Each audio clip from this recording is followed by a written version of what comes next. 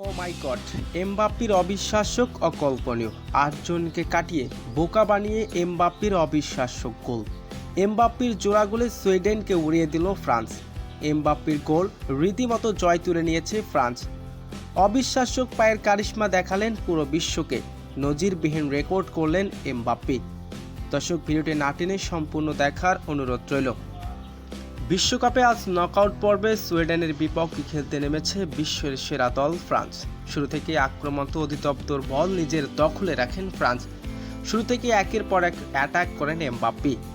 ১৯তম মিনিটের মাঝমাঠ থেকে এমবাপ্পের কাছে বাড়ানো বল, সেখান থেকে আক্রমণ করেন ক্লিয়ান এমবাপ্পে। বল টেনে গিয়ে নিয়ে গোল আদায় করে নেন তিনি। অফসাইডের ফাঁদে পড়ে গোলটি বাতিল করে দেওয়া হয়। এরপর ২০তম মিনিটে আবারও অ্যাটাক করেন এমবাপ্পে, তবে গোলের দেখা পায়নি। অবশেষে মিলল ৪৪ মিনিটে গোলের দেখা। কর্নার কিক থেকে ওসমান দেম্বেলের কাছে পাঠানো বল, সেখান থেকে ওসমান দেম্বেল এমবাপ্পের কাছে পাঠান।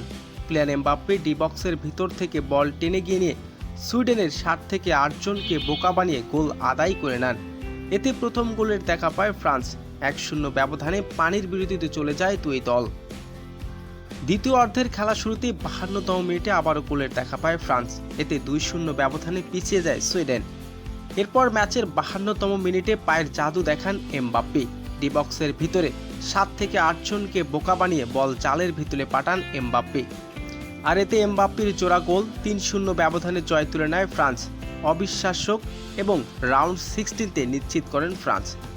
অবিশ্বাস্য পায়ের কারিশমা দেখিয়েছেন এমবাপ্পে।